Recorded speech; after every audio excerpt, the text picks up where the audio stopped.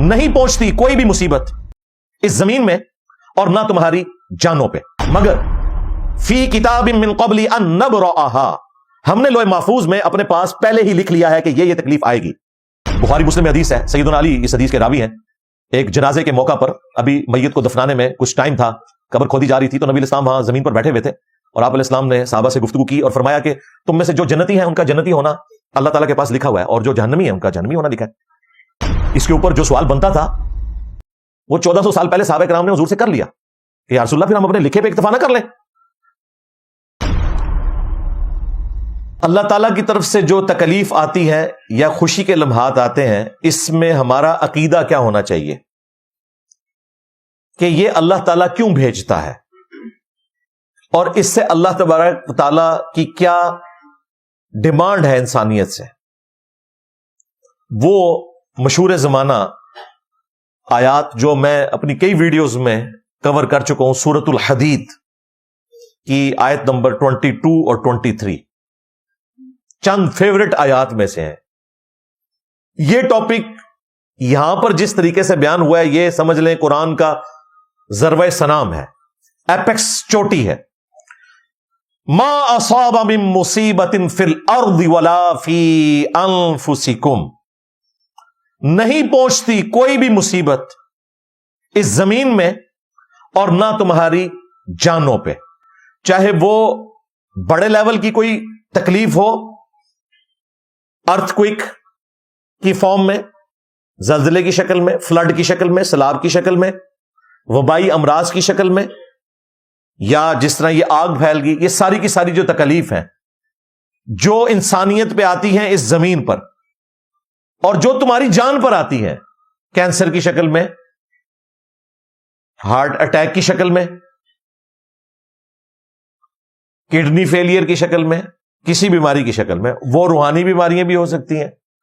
بعض لوگوں کے ساتھ جنات والا معاملہ ہو جاتا ہے، وہ کہتے ہیں یہ تکلیف کہاں سے آ گئی؟ تو بھائی جس پہ کینسر آیا ہے وہ بھی تو ایک تکلیف ہے نا۔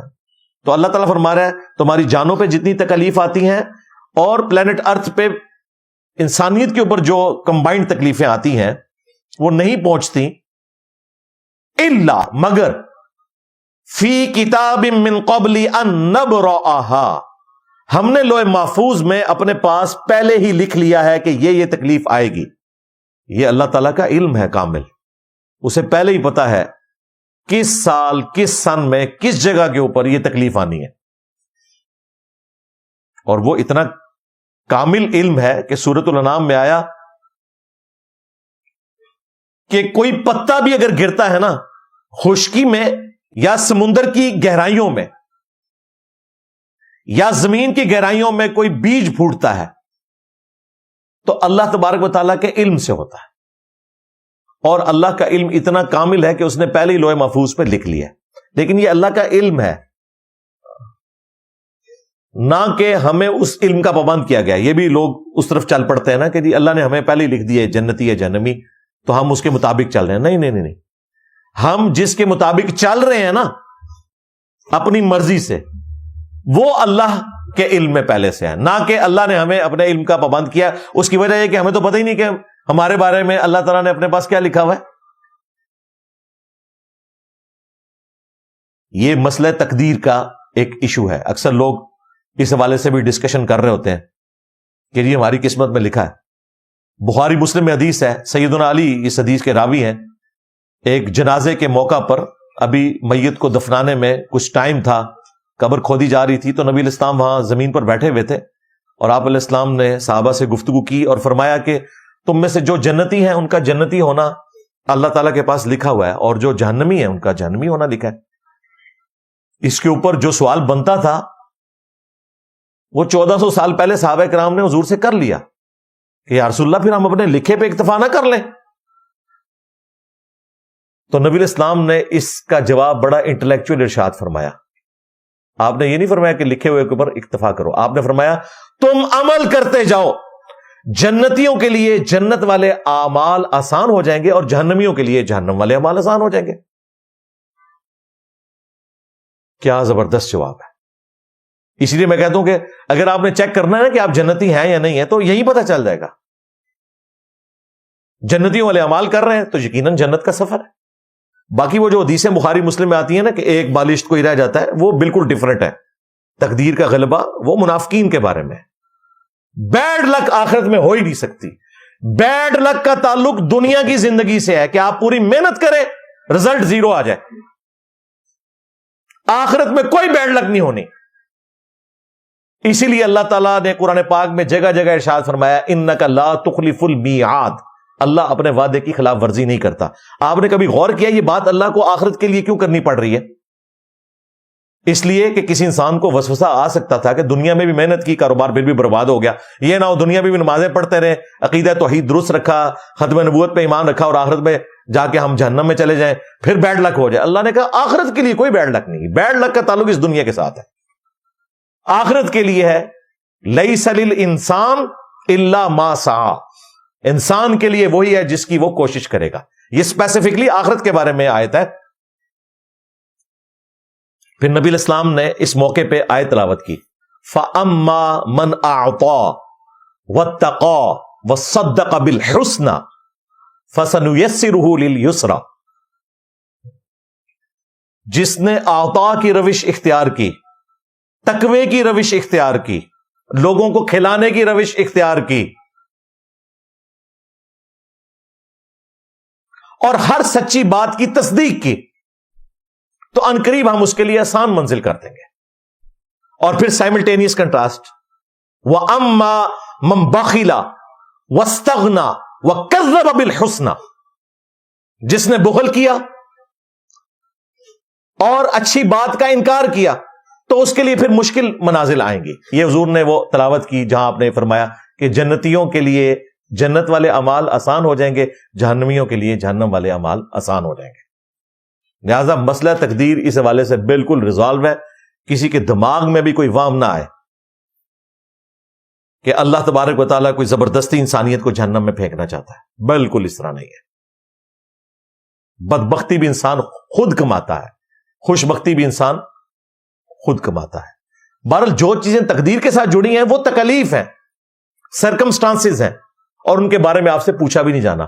کسی سے نہیں پوچھا جائے گا کہ تو پاکستان میں فلاں شہر کے فلاں محلے میں کیوں پیدا ہوا. اگر کہیں قرآن و حدیث میں یہ سوال ہے تو پھر ضرور ٹینشن لیں آپ. اور تیرا قد اتنا کیوں تھا, تیری آنکھوں کا رنگ یہ کیوں تھا. یہ ہے تقدیر سے تعلق رکھنے والی چیزیں. تو نے نماز پڑھی یا نہ پڑھی یہ تقدیر سے ریلیٹڈ چیز نہیں تھی, یہ ہمارے اختیار سے تھی. اذان کی آواز پہ مسجد میں جائیں یا کرکٹ کھیلنے کے لیے گراؤنڈ میں چلے جائیں, یہ آپ کی اپنی مرضی ہے. نہ تو مسجد میں جانے کے لیے کوئی دھکا لگے گا آپ کو, اور نہ نماز کے اوقات میں فضول ایکٹیویٹیز میں انوالو ہونے کے لیے جا رہے ہیں تو اللہ تبارک و تعالیٰ آپ کے پاؤں زمین پہ کوئی باندھ دے گا. بالکل ایسا نہیں ہوگا. اور نہ یہ ہوگا کہ آپ مسجد میں جانا چاہیں اور شیطان جو ہے وہ دروازے پہ کھڑا ہو جائے کہ میں تمہیں آج مسجد ہی نہیں وڑن دینا. نہ, وہ صرف دعوت دیتا ہے, اختیار اس کا کوئی نہیں ہے. ورنہ تو اللہ تعالیٰ کی صفت عدل چیلنج ہو جائے گی. بہرحال جو تکلیف ہیں وہ اللہ نے اپنے پاس رکھی اس حوالے سے. تو اللہ تعالیٰ فرما رہا ہے کہ کوئی بھی تکلیف خواہ وہ اس پلانٹ ارتھ پہ آئے یا تمہاری جان پر, اس کو پیدا کرنے سے پہلے ہی ہم نے لوح محفوظ پہ لکھ لیا ہے.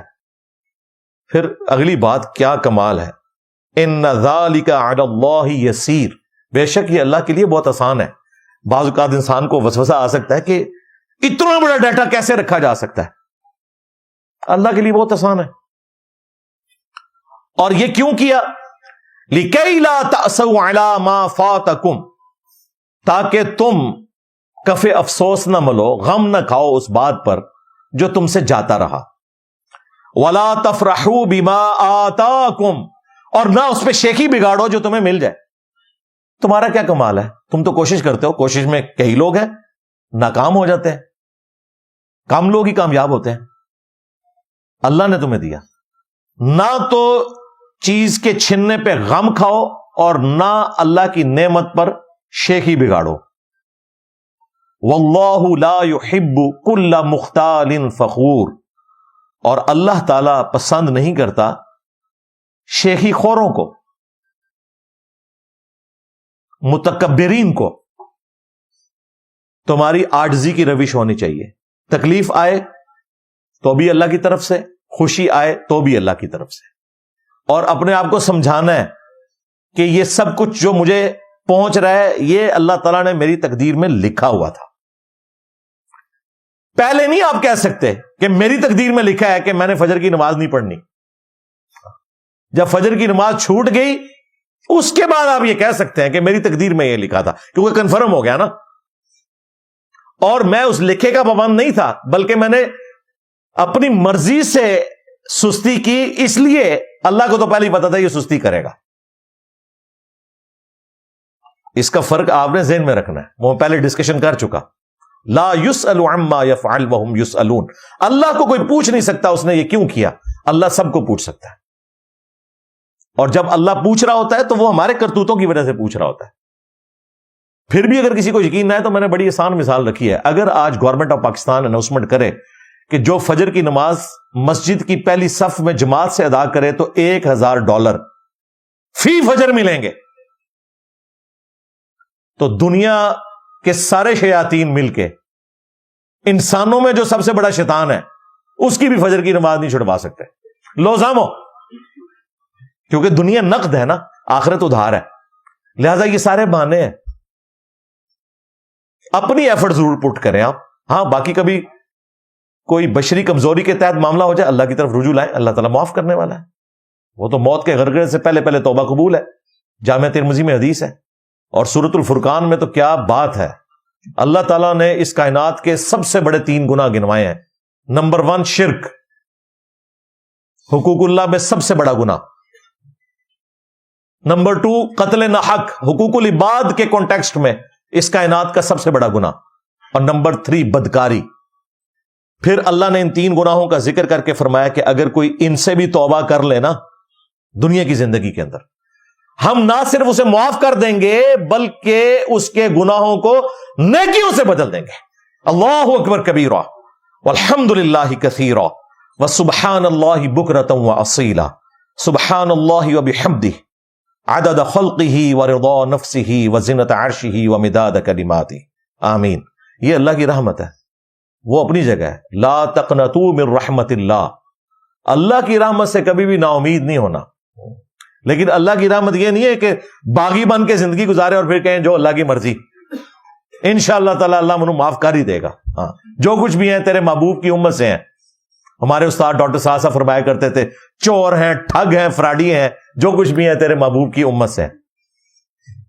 اس کے بعد تو چمیڑی پڑھنی چاہیے کہ محبوب کا نام لے کر صلی اللہ علیہ وآلہ وسلم بلیک میلنگ کر رہے ہو. ویسے تو تم کہتے ہو تیرے ہوتے جنم لیا ہوتا تو پتہ نہیں میں کیا کرنا سی. میں کہنا رفع الیدین پھر بھی تو شروع نہیں سی کرنا، تیرے ہوتے جنم لیا ہوتا. آج جو لوگ قرآن و سنت دیکھ کر عمل نہیں کر رہے اس زمانے میں کہاں سے کرنا تھا. ہو سکتا ہے ابو جہل ہی ہوتا، تو ضروری نہیں ہے کہ ابو بکر عمر عثمان و علی ہوتا. وہ تو نصیب والوں کا حصہ تھا. اور مجھے کہنے میں کوئی عار نہیں ہے کہ جس طرح انبیاء اللہ تعالیٰ کے چنے ہوئے بندے ہیں نا، انبیاء کرام کے اہل البیت اور ان کے جانثار اصحاب یہ بھی چنے ہوئے بندے ہیں. وہ ڈیزرو کرتے تھے کہ وہ نبیوں کے دور میں پیدا ہوتے. یہ بات کرنا آسان ہے کہ تیرے ہوتے جنم لیا ہوتا تو میں کبھی تیرے قدموں سے لپٹتا اور کبھی یہ کرتا اور کبھی وہ کرتا. یہ ساری جذباتی باتیں ہیں شعراء کی.